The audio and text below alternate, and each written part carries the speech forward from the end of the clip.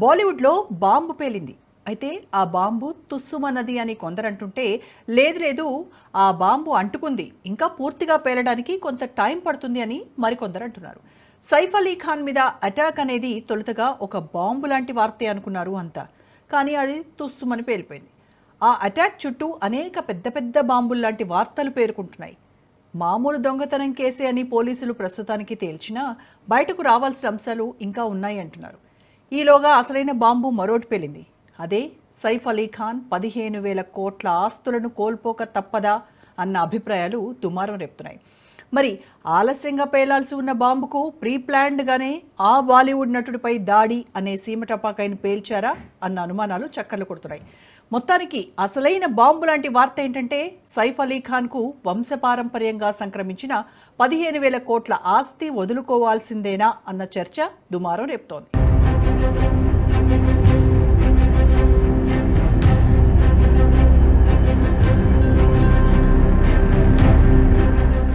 బాలీవుడ్లో పేలింది ఆటం బాంబా, ఆస్తుల బాంబా?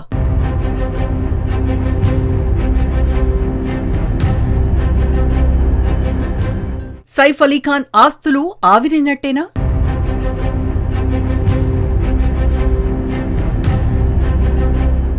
అంతకు ముందే ప్రధానిని కలిసినా పరిష్కారం చిక్కలేదా?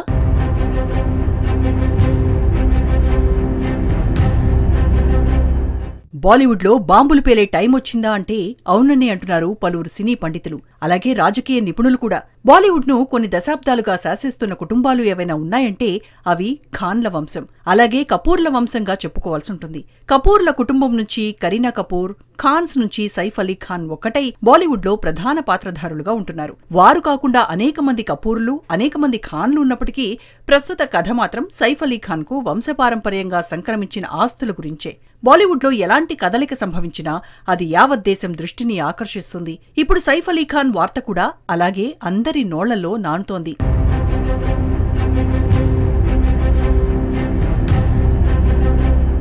ముందుగా అసలైన బాంబు గురించి తెలుసుకుందాం. 15,000 కోట్ల విలువైన ఆస్తులు ఒకే ఒక్క చట్టం పోటుతో ఆవిరైపోతున్నాయంటే అంతకన్నా బాంబులాంటి వార్త ఏముంటుంది అంటున్నారు సినీ రంగ నిపుణులు. అసలు సినిమా వాళ్ల పనే డబ్బులు సంపాదించటం. ప్రేక్షకుల సెంటిమెంట్ను ఏనాడూ పట్టించుకుని బాలీవుడ్ బొమ్మలు ఫక్త్ డబ్బు కోసమే తెరమీద తైతక్కలాడతాయనే ఈసడింపు ఏనాటి నుంచో ఉంది.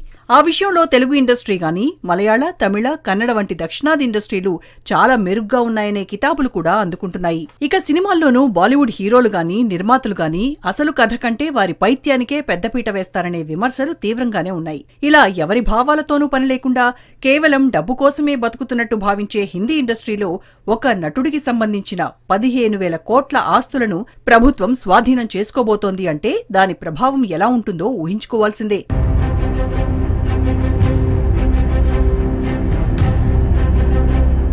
భోపాల్కు చెందిన పటౌడీ వంశస్థుడైన సైఫ్ అలీ ఖాన్కు ఆ 15,000 కోట్ల ప్రాపర్టీతో సంబంధం ఉంది. ఆ ఆస్తులకు తన నాన్నమ్మ ద్వారా సైఫ్ అలీ ఖాన్ హక్కుదారుడయ్యాడు. పటౌడీ ఆస్తులపై 2015లో విధించిన స్టేను ఎత్తివేస్తూ మధ్యప్రదేశ్ కోర్టు తీర్పిచ్చింది. దీంతో 1968 నాటి ఎనిమీ ప్రాపర్టీ యాక్ట్ ప్రకారం పటౌడీ కుటుంబ ఆస్తులను ప్రభుత్వం స్వాధీనం చేసుకునే అవకాశాలు ఉన్నాయి. వీరి పూర్వీకుల ఆస్తులు భోపాల్లో ఇప్పటికీ పదిలంగానే ఉన్నాయి. కాకపోతే వివాదాలు కూడా నడుస్తున్నాయి. సైఫ్ పూర్వీకులకు చెందిన ఆస్తుల్లో ఫ్లాగ్ స్టాఫ్ హౌస్ అనేది ఒకటి.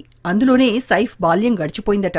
అలాగే నూరుస్ సాహెబ్ ప్యాలెస్, దారుస్ సలాం, బంగ్లా ఆఫ్ హబీబ్, అహ్మదాబాద్ ప్యాలెస్, కోఫిజా ప్రాపర్టీలు కూడా ఉన్నాయి. అయితే మధ్యప్రదేశ్ హైకోర్టు జస్టిస్ వివేక్ అగర్వాల్ ఈ కేసులో తీర్పిస్తూ ఎనిమీ ప్రాపర్టీ యాక్ట్ ప్రకారం సంబంధిత వ్యక్తులు 30 రోజుల్లోగా పిటిషన్లు దాఖలు చేసుకోవచ్చు అని చెప్పారు. దీంతో ఈ ఆస్తులపై కేసు అనేది కేంద్ర ప్రభుత్వం తీసుకొచ్చిన ఎనిమీ ప్రాపర్టీ యాక్ట్ కిందకు వెళ్లిపోయింది. ఒక రకంగా ఇది కేంద్రం పరిధిలోకి వెళ్లిపోయిందనే చెప్పాలి.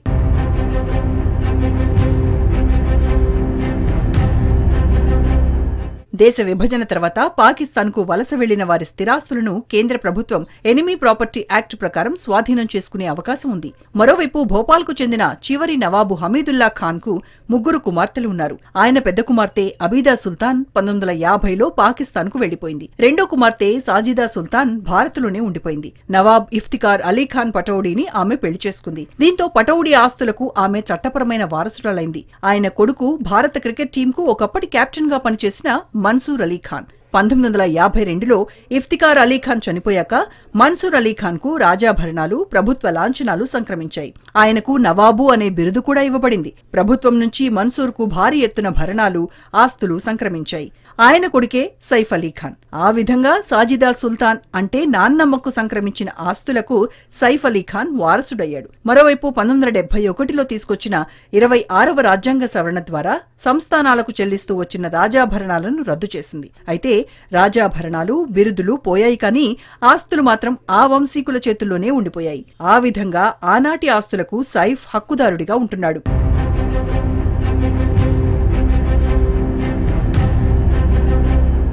మరోవైపు 1968లో ఎనిమీ ప్రాపర్టీ చట్టాన్ని రూపొందించారు. ఈ చట్టం ప్రకారం దేశ విభజన తర్వాత పాకిస్తాన్కు వెళ్లిపోయిన వ్యక్తులకు సంబంధించిన ఆస్తులు భారత ప్రభుత్వానికి దఖలు పడతాయి. అయితే హమీదుల్లా ఖాన్ ఆస్తులకు ఆయన పెద్ద కూతురు అబీదా ఖాన్ వారసురాలవుతుందని, కానీ ఆమె 1950లోనే పాక్కు వెళ్లిపోయారని కేంద్ర ప్రభుత్వం వాదిస్తోంది. కాబట్టి ఈ ఆస్తి ఎనిమీ ప్రాపర్టీ చట్టం కింద ప్రభుత్వానికి చెందుతుందని చెబుతోంది. దీంతో నవాబ్ రెండో కుమార్తె సాజిదా సుల్తాన్ వారసులుగా సైఫ్ అలీ ఖాన్, ఆయన తల్లి షర్మిలా ఠాగూర్ వంటి వారు ఆ ఆస్తిపై తమకు హక్కుందంటూ కోర్టును ఆశ్రయించారు. అటు 2011లో మన్సూర్ అలీఖాన్ పటౌడీ మరణం తర్వాత సైఫ్ కి భోపాల్ నవాబు బిరుదుతో తలపాగా ఉత్సవం కూడా ఘనంగా నిర్వహించారు. ఇలా పటౌడీ వంశానికి సైఫ్ అసలైన వారసుడిగా ప్రపంచానికి చాటే ప్రయత్నం ఘనంగానే జరిగింది. అయితే నిర్దేశిత గడువులోగా వారు అపిలేట్ అథారిటీని ఆశ్రయించలేదని తెలుస్తోంది. అపిలేట్ అథారిటీని ఆశ్రయించకపోతే ఎందుకు ఆశ్రయించలేదన్నదే ఇక్కడ ఆసక్తి రేపుతోంది. తమ వారసత్వ ఆస్తులను ప్రభుత్వం స్వాధీనం చేసుకోకుండా డివిజన్ బెంచ్లో ఈ ఉత్తర్వులను సవాలు చేయడమే పటౌడీ కుటుంబానికి మిగిలిన ఏకైక మార్గం అన్న అభిప్రాయాలు కూడా వినిపిస్తున్నాయి. ఇలాంటి పరిస్థితుల్లో ఆస్తుల కేసు కీలక దశలో ఉండగానే సైఫ్ అలీ ఖాన్, కరీనా కపూర్ కుటుంబం మొత్తం డిసెంబర్లో ప్రధాని మోడీని కలవడం ఆసక్తికరంగా మారింది.